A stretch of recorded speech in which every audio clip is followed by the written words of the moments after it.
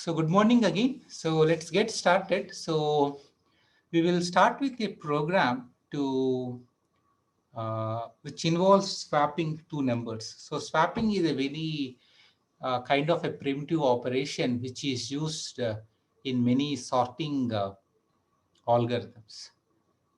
Like when you want to, if you have a stack of cards and if you want to sort them, so you keep swapping things whenever two things are out of order, right? So like bubble sort or any kind of sort, most sorts, comparison based sorts, or if you just take just any stack of cards, you see, 1, 2, 3, and then you see, 5 after that 4. So you want to swap the cards 4 and 5. Okay, so that they will be in the correct order. So our goal is to write a program to start with. So which reads two numbers. Okay, so the two numbers are stored in variables n1 and n2. And so we want to swap the two numbers. Like for example, we want to write code. So let's see where is.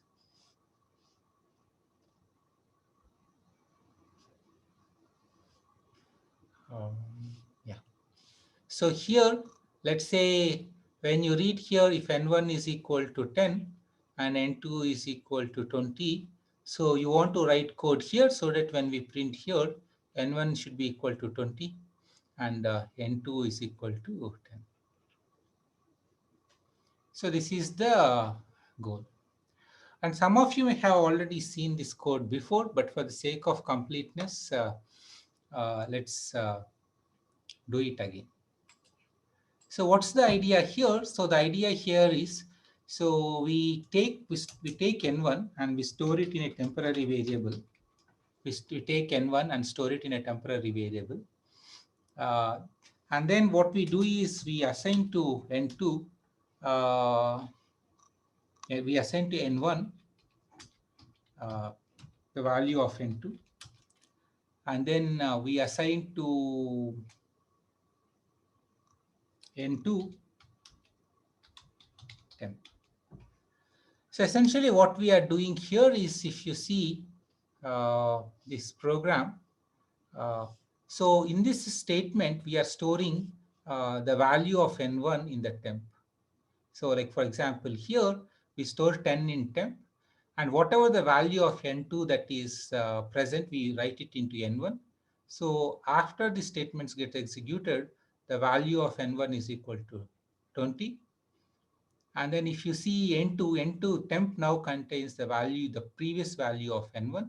So at this point you have n2 is equal to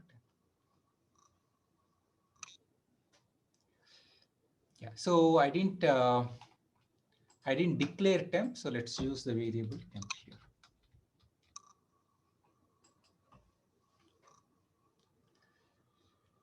So this is the code for swapping two numbers. This is a very in all programming courses, this is a small puzzle which is usually given, like two numbers. How do you swap the contents of two variables?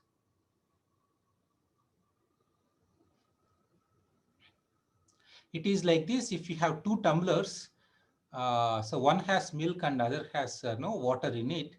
So you want to swap the contents of these two tumblers. So how do you do it?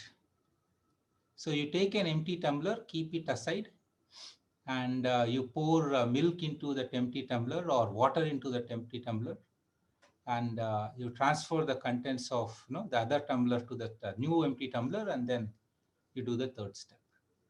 Are you with me here? Does the tumbler example make sense? So you want to swap two tumblers, contents of two tumblers. One tumbler has milk, other tumbler has water. So how do we swap? If you are given an empty tumbler, it is possible for you to do it. That's all you have to do. And that's exactly what we are doing, nothing more than that.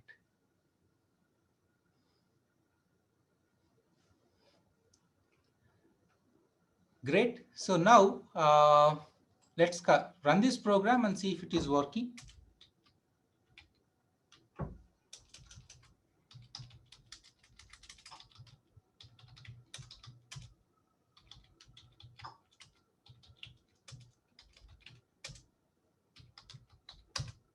So you can see, so after the swap, the contents of the variables changed.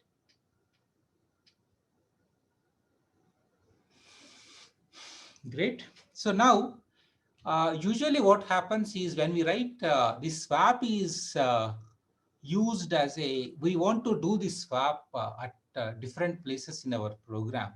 So having these three statements in the main logic, it is kind of distracting. We don't want this logic in the, so let's say when you are writing code for sorting, so you may have to invoke, you may want to do swap operation.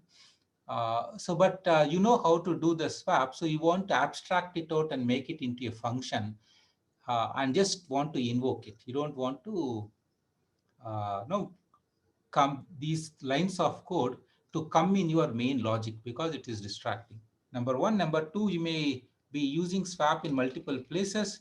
So having these three lines of code again and again, it doesn't look good and it's not a great idea.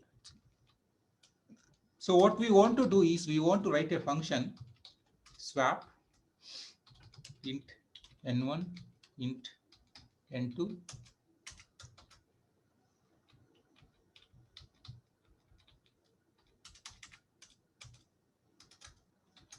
Yeah. That's true. It's true. So now I want to have a question for you. So some of you already recognize this. So now, so I read here, and then we call the function swap n1 comma n2.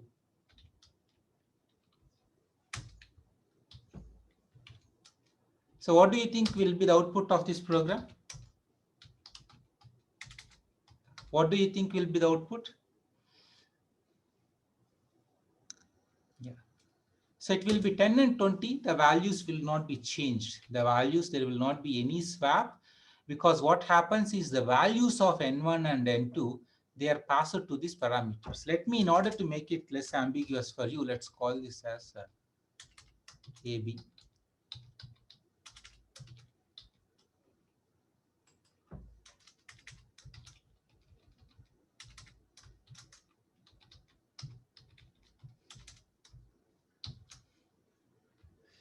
So what happens here is, uh, yeah, so, and then, yeah, so here if you see, the values of n1 and n2 are copied into the variables a and b. Remember, the parameters a and b, they act as local variables for the swap function. They act as local variables for the swap function, and the memory associated with the local variables a and b is different from the memory associated with the variables n1 and n2, which we are passing as parameters on line 22. So this is not going to work. This is not going to work. So you're all with me on why it's not working?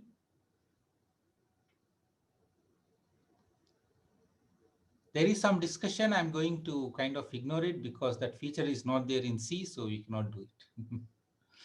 Okay, so if someone has a problem, again, I would like to remind you once at the beginning now that please feel free to send a private message to me. You cannot return two numbers. It's not possible. You can return only one value. Okay, so how do you solve this problem? So you have to pass the addresses of the variables n1 and n2.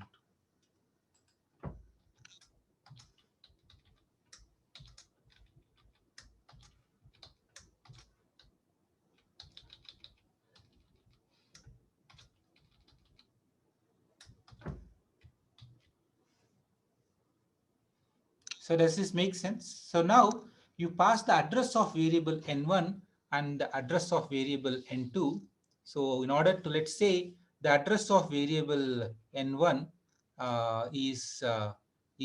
let's say the address of variable n1 is 100, and the address of variable n2 is 200. Temp is a local variable. It's not, you don't need the star temp. Okay. The address of variable n2 is 200. So what happens here is, and let's say, in order to make it clear, so this is n1, and this is n2, and so the address of n1 is 100. Okay, the address of n1 is 100. The address of n2 is 200. Let's say n1 contains the value 20, and n2 contains the value 10. And what happens is, when we call swap of address of n1 and n2, so let's say this is variable a. Remember, a is a local variable to this function, and b is a local variable to this function. So both of them are of type pointers. So after we call this, what happens is variable a gets initialized to 100, and variable b gets initialized to 200, because 200 is the address of variable n2, and 100 is the address of variable n1. So this 100 is pointing to this memory location, and this 200 is pointing to this memory location.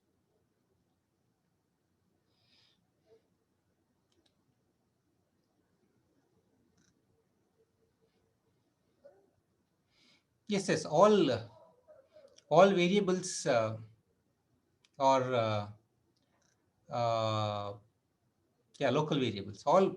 These arguments, these are treated as local variables. So now when we do, so on line number 6, when we do star a, then that means you go look into the address of uh, a, address that is present in variable a. It's a pointer variable. So what happens is, uh, so when you apply star operator, you go and access 20. Okay, and then this 20 is assigned to variable 10 on line number 6. On line number 7, star b is nothing but, so star b is, so I want you to understand here, let me make this idea clear one more time.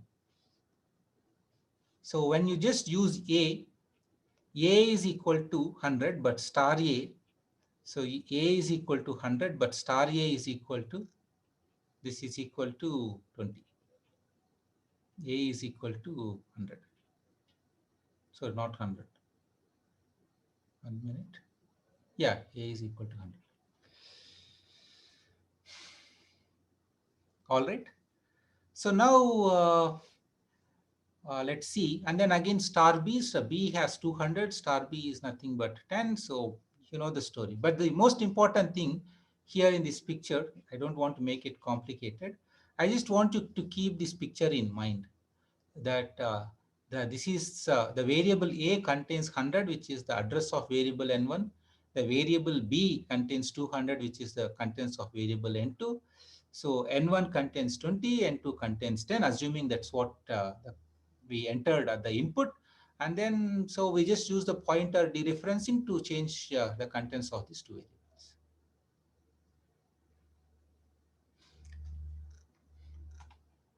So yeah, so this int, the one question, so this int star a, so there are multiple ways of writing this int.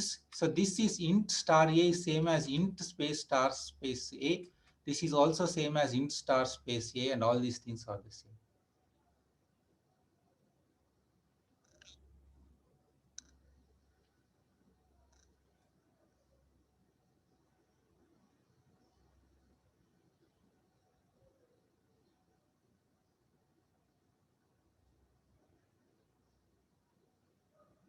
Now the compiler will complain the type of the variable should be, star is a unary operator. Good point. Yeah, star is a unary operator. How many of you are with me in this picture? You understood what is going on?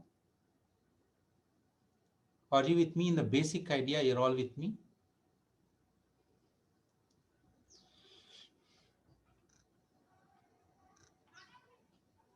That's true. Address is passed by value. Exactly. That's true. Address is passed as a value. The call by value parameter passing mechanism is still the same, but instead we are using a different mechanism to get our job done. That is pointers.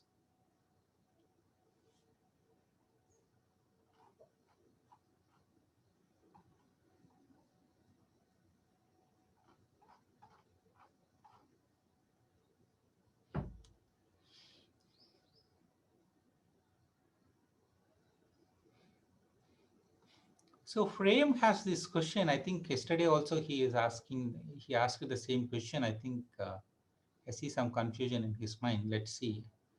Uh,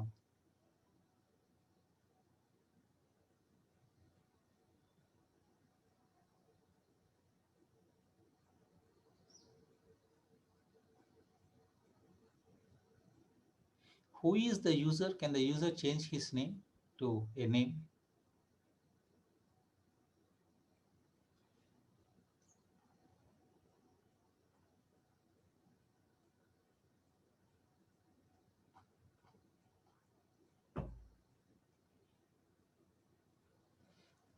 I think there are a bunch of questions.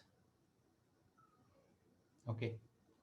So there are a bunch of questions, but I would like to answer them at a different point in time, except Frame's question that in order to illustrate how that, yeah, they are with respect to virtual memory map. The addresses are all virtual memories.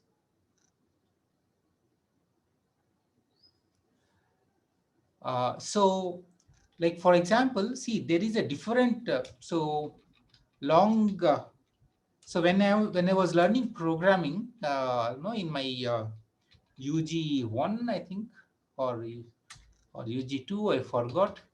So we learned Pascal. I think if I'm right in Pascal, if you see the code here, see the code.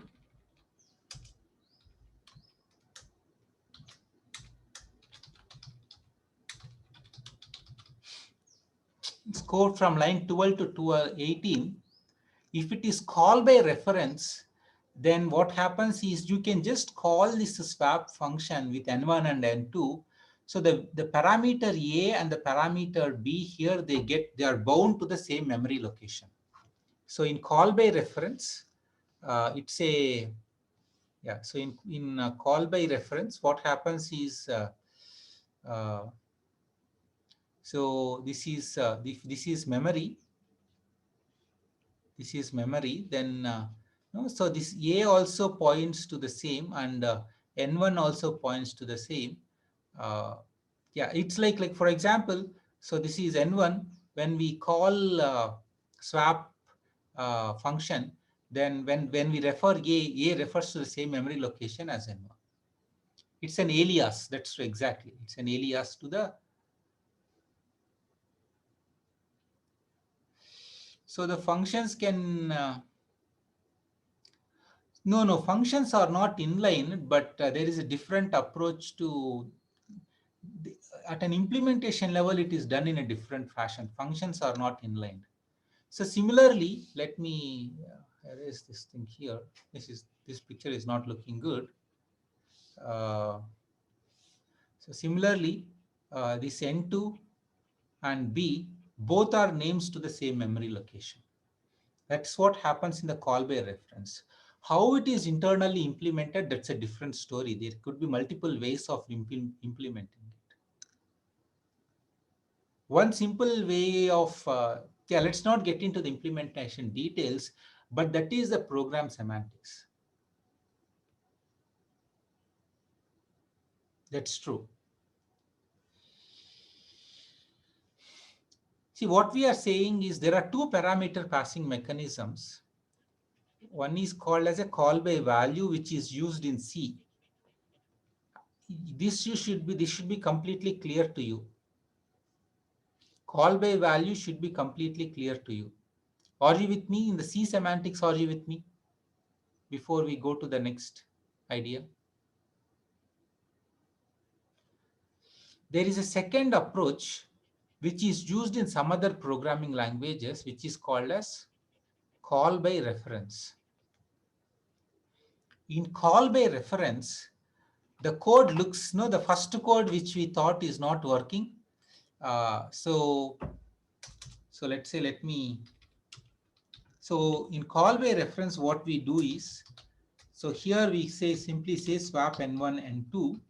This doesn't work in C, but I'm just giving you an example. Then what happens is the variable n1 So when we call swap function with n1 and n2 as parameters, then this variable a acts as an alias for variable n1. That is the memory location that is associated with n1. You can access within the function swap by using the variable name a. Are you with me here? Similarly, the memory location associated with variable n2 uh, we can access it by using the variable b in the swap function.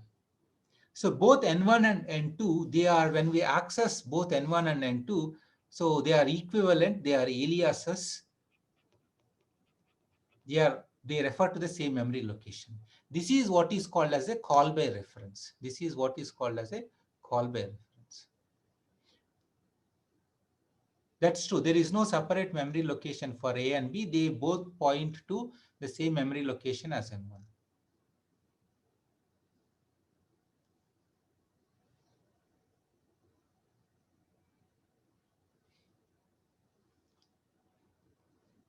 Why? Let's not call them as dummy values. Let's call them as a different name for the same memory location. So any changes made to A and B, they will be reflected when we come back to after swap.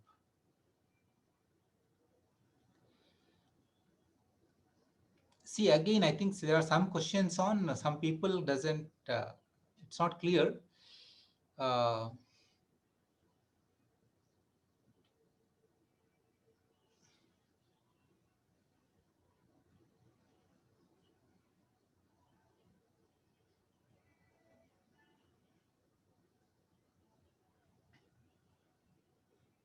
Okay, so I think there are still some questions here.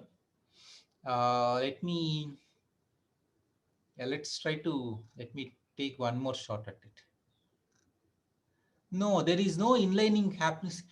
I want you to remember one thing. So don't worry. You should not mix up implementation, how compiler implements it, with the semantics of the program. So there are two cases. Okay. So this is what happens. Okay. Let's look at this. So this is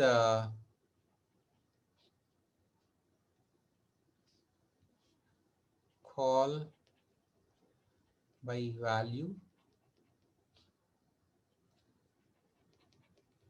call by reference. I want all of you guys who especially have a problem to take, don't read too much into the chat. Focus on what is happening here. See, you mix up. See, this is what happens now when you learn. I don't say the wrong way. So you mix up things from other language features, and then you kind of get into trouble. Uh, I don't want to get into any other language features, C++, how it is being done, etc. I want you to focus just what I'm saying here. So here there is a swap function. There's a swap function, and just let's focus on this code. Let's focus on this code. In call by value, when we do swap n1 n2, what will be the value associated with A, and what will be the value associated with B? A and B are local variables. The value that is present in N1, let's say if it is equal to 10, so this A will be initialized to 10. If the value associated with N2, if it is 20, B will be initialized to 20. So the swap function is completely, disengaged with this call after this. Nothing, there's no. So that's all. You just pass the values of the variables n1 and n2, which is 10 and 20, to the swap function. So any modifications that you make here, these variables A and B, they are completely different from variables N1 and N2. So in terms of memory, if you see memory, so this is variable A and this is variable B, and this is variable N1 and this is variable N2. So you can see the memory for A and the memory for N1, they are completely different. And the memory for B and the memory for N2, they are completely different.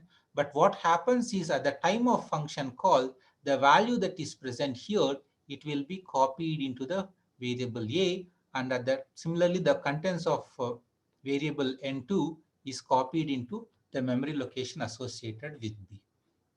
Any modifications that you make to variables a and b in this function, they will not be reflected in the variables n1 in in the here in the parameters that are being passed. Are you with me here on this one?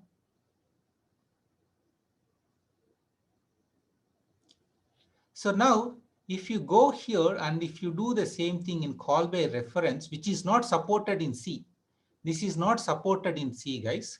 So what happens is this is N1, N1 contains 10, and this is N2, and N2 contains 20. But when you make the call, what happens is the variable A here, it becomes a alias for the same memory location. This also becomes an alias for the same memory location. So any modifications that you make using the variables A and B, they will be reflected back in the memory locations associated with N1 and N2. Does it make sense?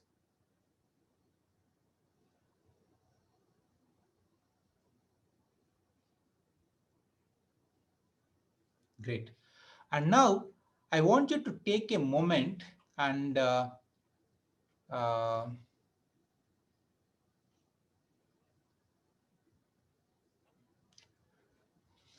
am not answering questions related to C++.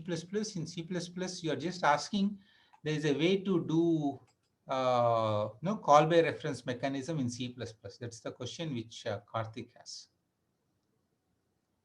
Now, but I want you to now, let's take a look at this function swap. I want to give the complete summary picture here. So now, let's look at the function from on line number 3 to 9, that is the swap with pointer. And so what we are doing here is it's a call by value mechanism. We are saying address of N1, address of N2. So here what is happening is this. So this is how you are making the function call. So what is happening here is this. Okay, so this is A, this is B, this is N1, this is N2.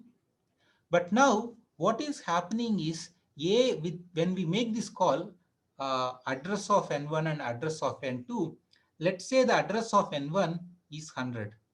Then this address will be copied to the variable A's memory location. And let's say the address of N2 is 200. This 200 is copied into B's location. And let's say N1 and N2 contain, let's say -10, -20. So if you just say,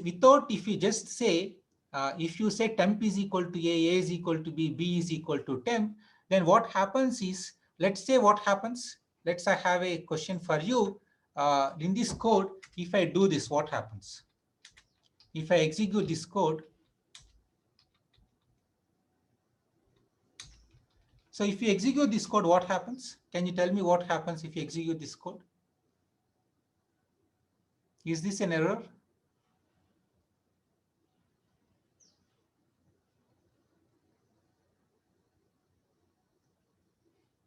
So there is one interesting thing.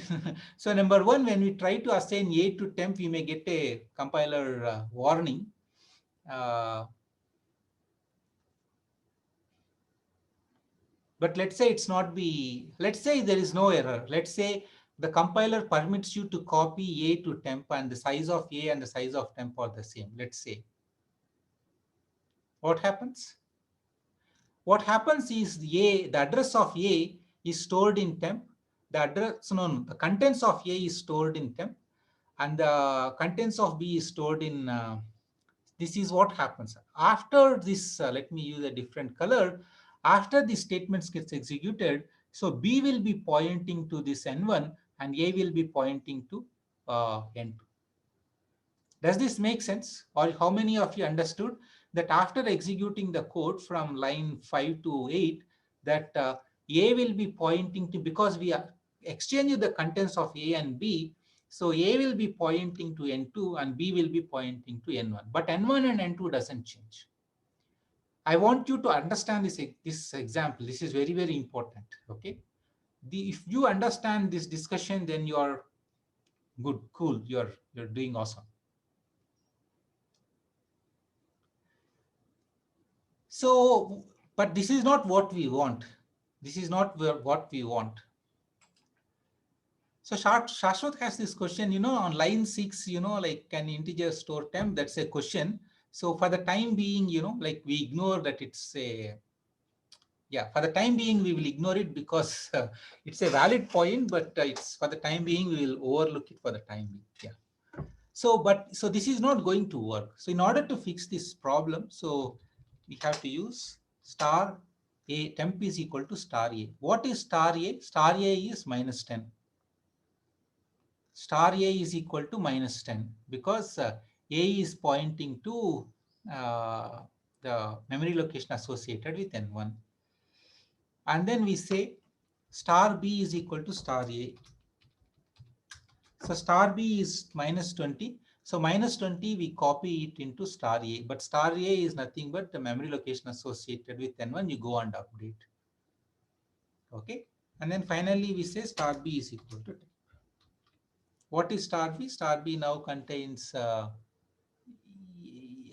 yeah. So temp contains minus 10. You copy it into star.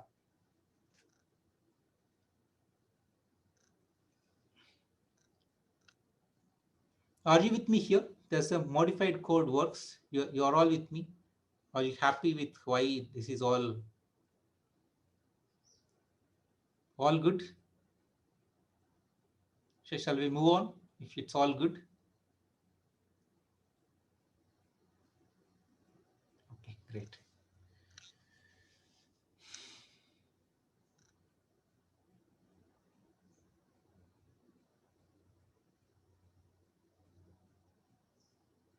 Star A is N1. In this particular case, star A is whatever the address that is present in A, it's N1, address of N1 is present in A. So, yeah.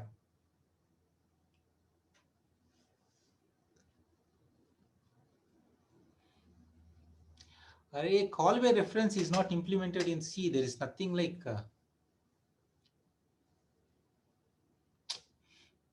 there is no call by reference in C.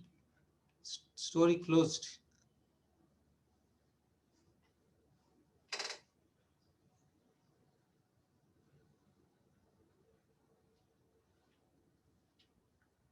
So Jatin has a question. I will hold that question. Jatin, you think about it. Okay. It's a good question.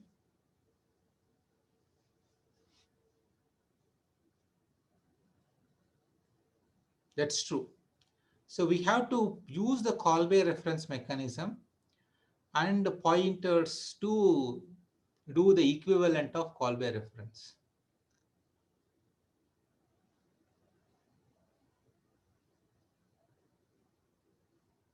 Exactly, pointer to pointer, yeah. So Jatin, I will hold back the question. I'm not answering your question because you can figure that answer out by yourself. And maybe in a couple of classes, we can revisit it and then take that question. Okay, if you're all with me here on this example, let's move on. Okay.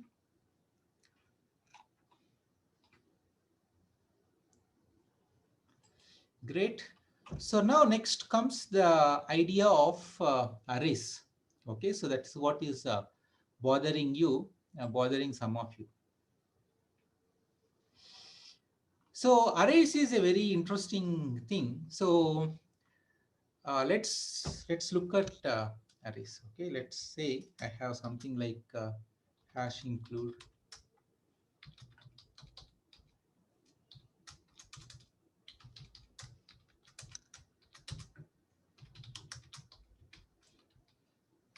So A is a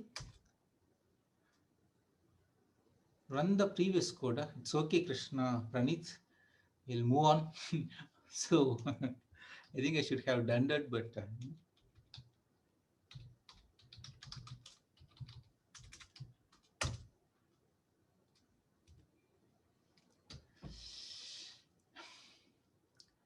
so let's see. So printf, I want you to do one thing to see what is happening.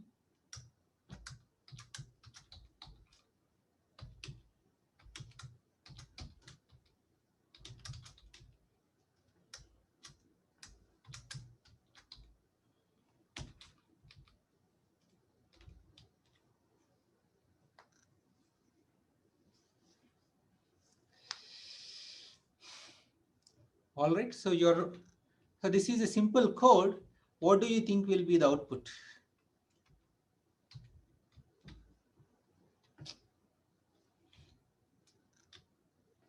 Okay, so now let's see gcc array basics.c. Yeah, so this is very important idea, guys. For if you are seeing this for the first time, I want you to make a note. There are no aliases or references in C, Karthik. In C++, they are not in C. You can see the variable A, that is the base address. You want to see the code? Okay. The code is very simple. We declared an array. We are printing the contents of A and the address of the 0th element of A.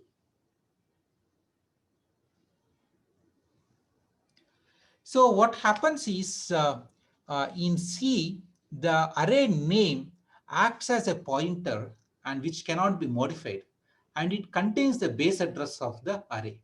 So the variable A, it contains the base address of the array. It contains the base address of the array.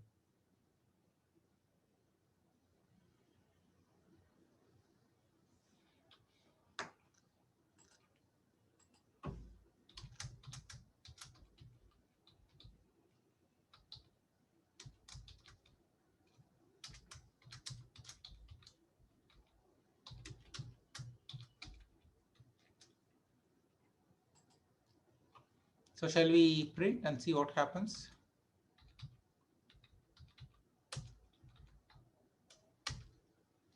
You can see, if you see the least significant digit here and the least significant digit here, it got incremented by 4.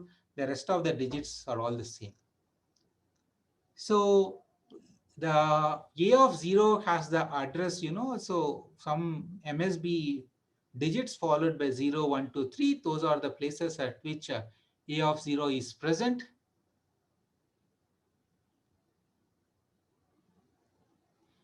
So here, if you see, this is the picture I would like you to have. Or maybe let me use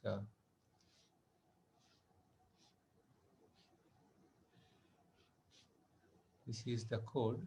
This is a picture, and this is the address of array.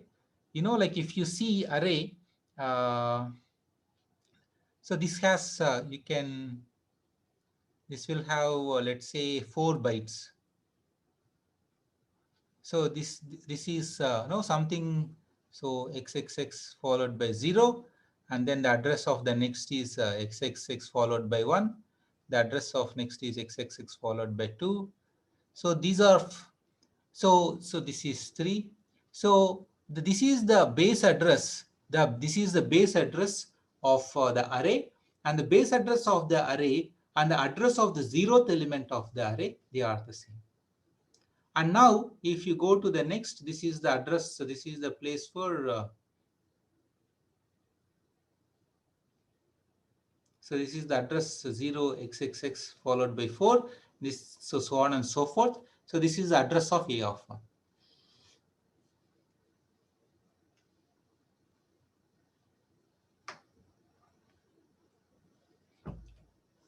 No, no, A and A of 0 are different. A is a pointer. A contains the address. And first of all, and the other thing is you cannot, yeah, star A might work. Star A is equal to 100 might work. Yeah, that's true. But in any case, what I want you to understand here is the variable A, it contains the base address of the array. It contains the base address of the array. That is the point that I'm trying to get to.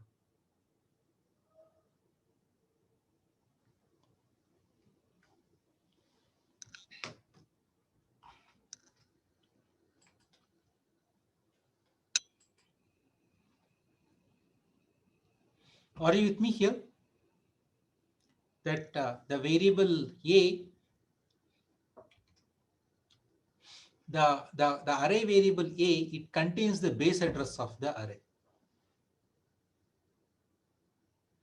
We cannot change the base address during the runtime. And let's say, for example, you want to say, A is equal to some value. If you try to do this, then the compiler, you can see there is an error because this cannot be changed. Okay, the base address of an array cannot be changed. You can see it says expression must be a modifiable L value. But on the contrary, what you can do is, like for example, you can have a pointer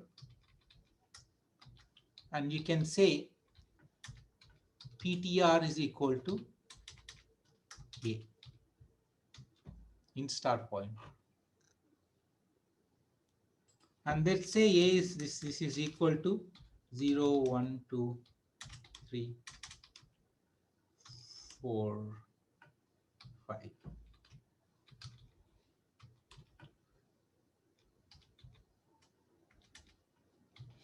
So now the pointer now contains the base address of the array. This pointer now contains the base address of the array.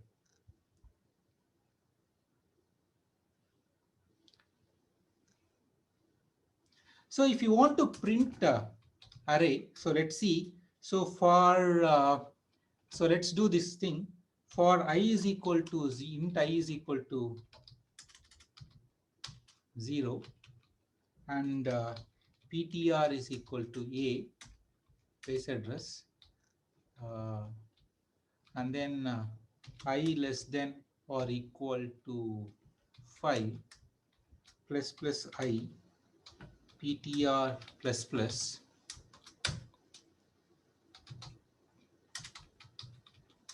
printf A of %d equal to %d star PTR is equal to %d. You say I A of I star PTR.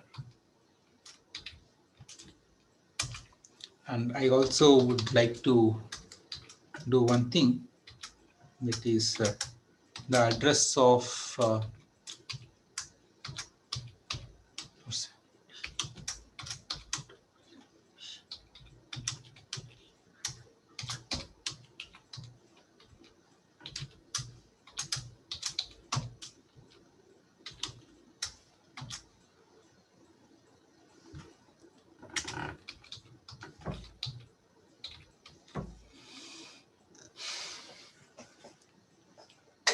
how many of you understood what's the code that is going on here?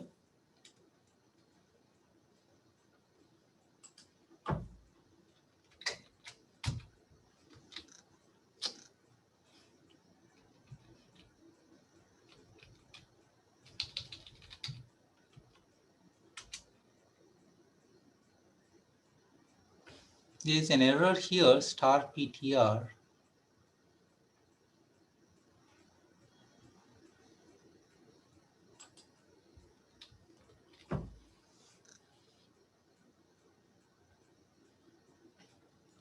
So Mugundan, you like Python, right? So the Python interpreter compiler is written in C.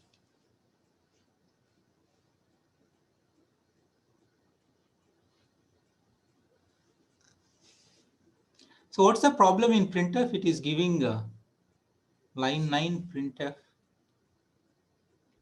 What is the issue? Oh, okay. There is, I need one more. Oh, okay. I need to have.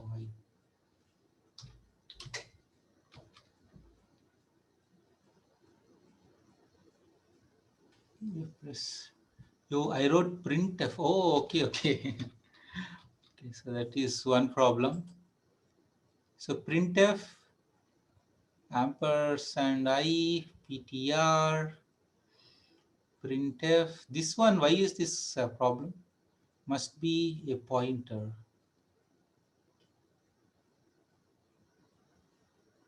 But ptr is a pointer. Oh, okay, understood. Okay.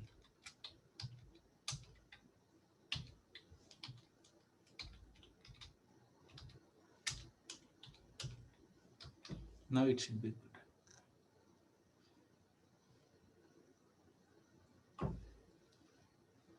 Are you all with me here? So what do you think you will get here? See what? So let's compile, run this program. Why was that? Yeah, so it's an error because when I say ptr is equal to a, this ptr, this int is associated with this ptr also, and this declaration is masking the outer. So that's a problem. So ptr got redeclared exactly. So that's the reason it's a bad idea.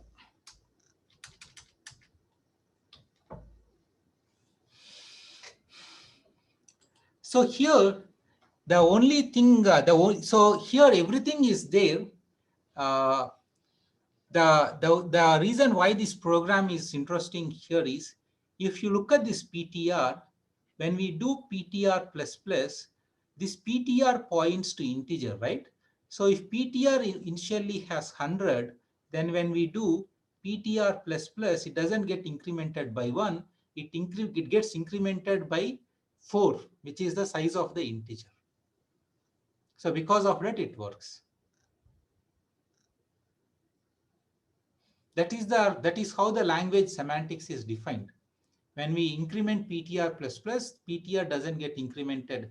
Let's say if ptr is a pointer to double and the size of double is 8, when we do ptr plus plus, then ptr plus plus is points to will be incremented by 8. That's true. If you write ptr is equal to ptr plus 1, again ptr gets incremented by 4. That's true. Since it is points to, it is an integer pointer, incrementing it is equivalent to incrementing by 4. Because the size of the integer is, see here in the declaration, we know that ptr is a pointer to integer and the size of an integer is 4. So because that's how it figures out.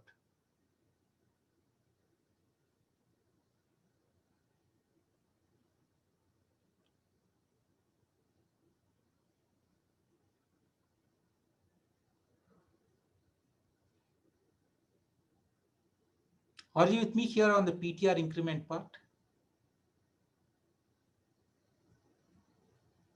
If ptr is a pointer to a character, when we do ptr plus plus, it gets incremented by 1.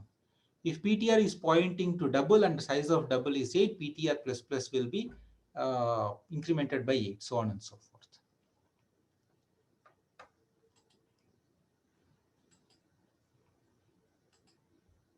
So now let's run the program. GCC, what's the program name? Array basics. Huh?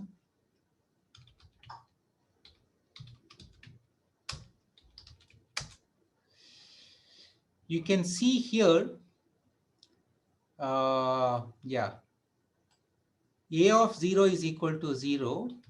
Yeah, let me,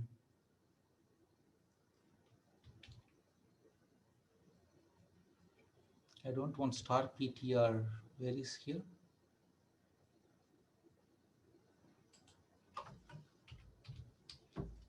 Let's compile it again.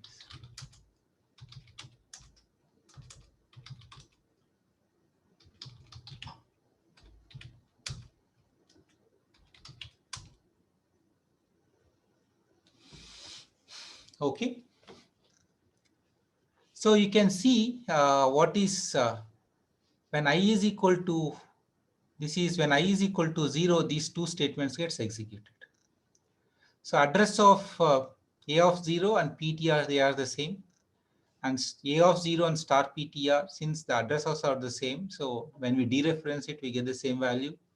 Similarly, the same case here, this is the case when I is equal to 0. This is the case when I is equal to 1. You can see the address of a of 1 and ptr, they are the same. So we moved from here to here by doing ptr plus plus.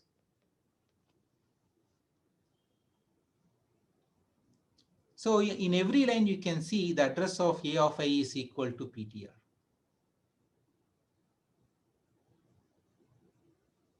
Are you all with me on this example? Are we good to go? Do you understand this example? I hope you're all with me on this example.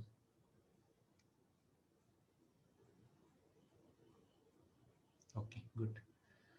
So now what we do is we will try to, with this as our background thing, this is what we do. Let's take a look at one more program. This program is here in this program. Again, so we wrote there is a main function in which we are initializing the array to some value. Here n is marked as defined as a macro, and it is equal to 20. So a of 0 is equal to 0, a of 1 is equal to 1, so on and so forth. And we want to increment the value of the array. Okay, each element. So if you see, so when you want to pass an array as an argument, this is how you pass an array as an argument. This is the syntax for a single dimensional array, how you pass a single dimensional array as an argument. And you can see when you do a of I plus plus, as essentially what happens is an array access a of I is semantically equivalent to a plus I. And if you use it on the RHS, no, you read it from the memory, and if you use it on the LHS, you write it to the memory location. But a plus I, it is actually equivalent to a plus in terms of raw arithmetic, raw addresses, in terms of raw address arithmetic. This is equivalent to a plus 4 star I. So the access here, this a of I, it gets translated to star of this, okay, star of this dereferencing operator. And so what happens is this is a kind of logical thing, that is ith element from the base address, but in terms of raw address arithmetic, this is what happens. So because of that, so the array, even the base address of the array is passed as a call by value using a call by value mechanism. It's not that arrays are passed using call by reference mechanism. Arrays are also passed using call by value mechanism only. There is no difference at all. But when we pass an array, since we are passing the address, and the array accesses are translated internally in this particular form, what happens is the real memory addresses associated with the array, they will be updated. Does it make sense? Are you with me here on this? So this is equivalent to what we have here. This is equivalent to, I would say, so star of a plus 4 star I, yeah, equal to star of a plus 4 star I plus 1. So the statement on 9 internally it gets converted to this. And since the parameter a is a local variable, and a contains the address of the address, whatever the address that we are passing here. So the original array is being updated when this array is being passed here as a parameter.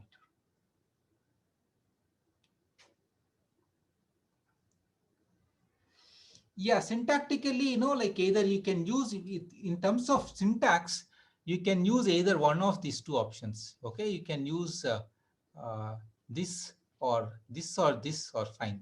But internally, this is what happens. This is what happens. In fact, an alternate way to access the array, let's say, is a star of a plus I is equal to, let's see if it works, star of a plus I uh, minus 1. So we are incrementing and decrementing, so the array should remain the same. Are you all with me here? Are you all with me? Yeah, that's true. So a plus 1, so when you say a plus 1, that means the base address of the array plus whatever the value that is present in I, you multiply it by 4. Let's compile this program and see if it works or not. Okay, and then we will see. If it works, then we will, it's all right. Otherwise, we will know, we will change our understanding of the program. Yeah, great. So it's all working now. So you can see that on line 9, we are incrementing the contents of the array, and on line 10, we are decrementing it. So the original array remained as it is. It didn't change.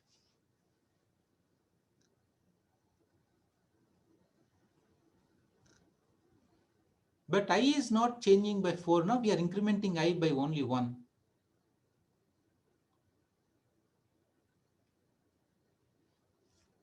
How many of you are with me on this program? Does it make sense? Because pretty much everything on pointers we covered except only one idea, and with that we will be in a good shape.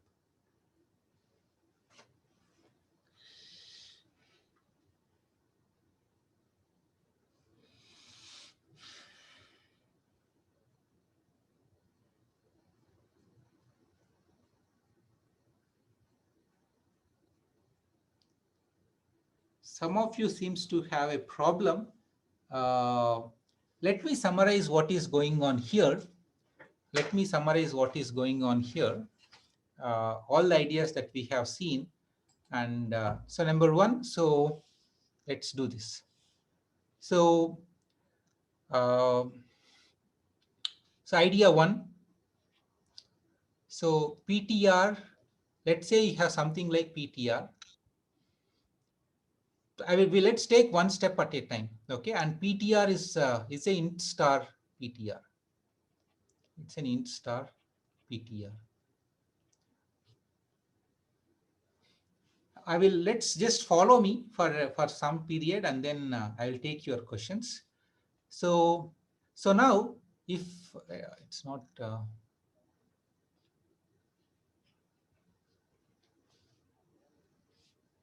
okay, case 1, int star PTR. PTR has some address. So PTR is equal to PTR plus 1. What will be the increment to the PTR, absolute value of increment to PTR? Assuming the size of integer is 4, it is 4.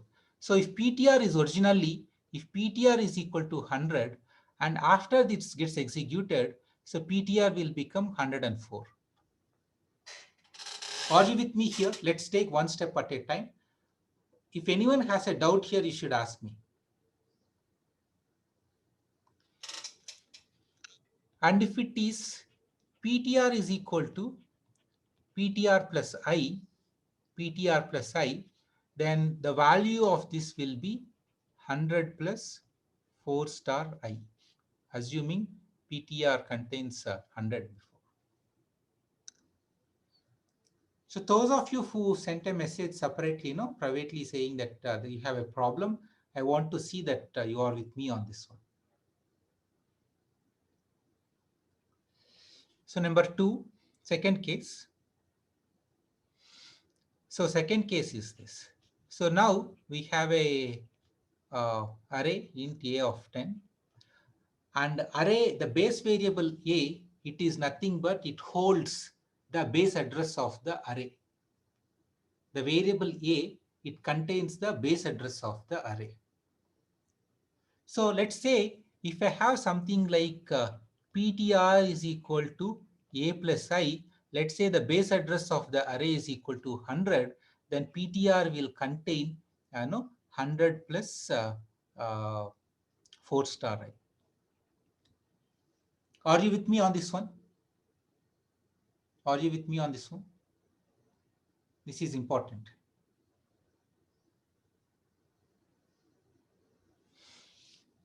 So let's continue here. So we have lack of space here. So I want to stay here. So I'll erase this.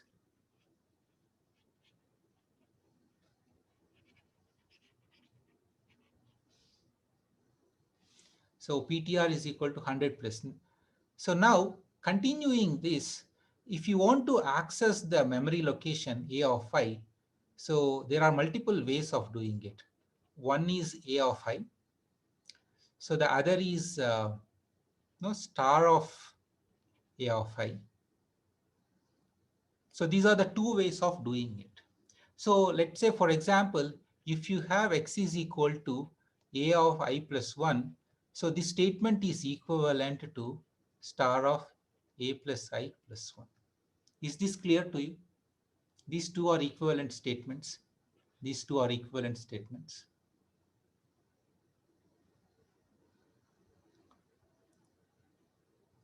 And now this A plus I is just not the addition of I to I, A. In terms of raw addresses, this is equal to A plus 4-star I in terms of raw addresses.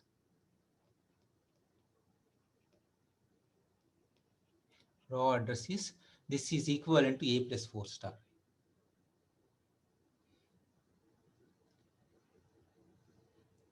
And now when we call this function increment A, when we call the function increment A using by passing A, so let's, in order to make it like slightly more, let's call this as B.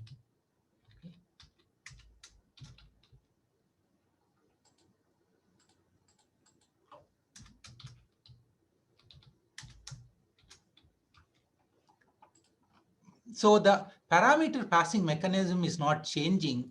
So the address of A is copied into the address of B. The address of A is copied into the address of B.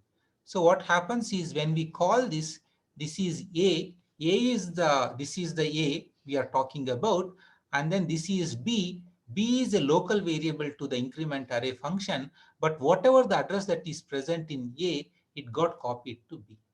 Let's say the address that is present in A is 100, then it got copied to B, which is also 100 when we call this function.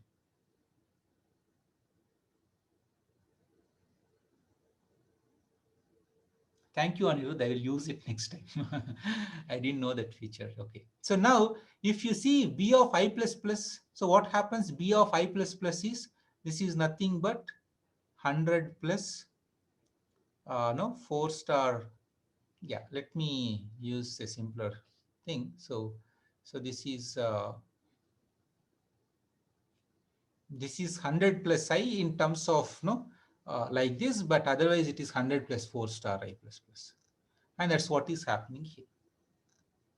And anyway, here also it is 100 plus I. Are you with me here? This whole example makes sense. Why even in the case of I plus B, B plus I, it's all the same. Yeah. So why we are still sticking to the call by value parameter passing mechanism only. It's not like we move to call by reference parameter passing mechanism when we are working with the arrays. Does it make sense? You're all with me here on this example on how arrays work?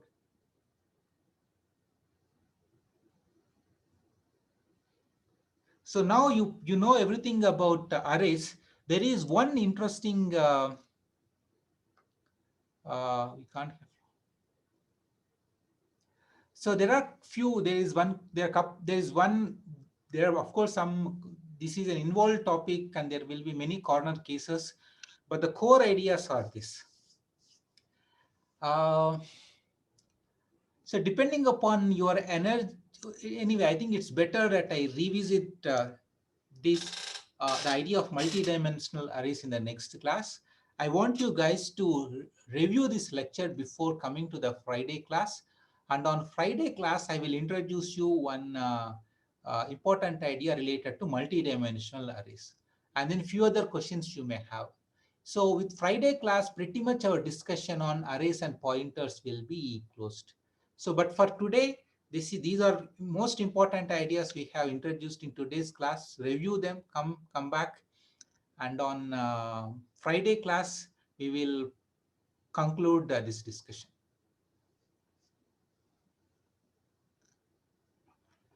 So, so that's all I have for you today. I think I don't want to go more because no. So your minds will be full. So take a you can review this lecture and come back to the next class.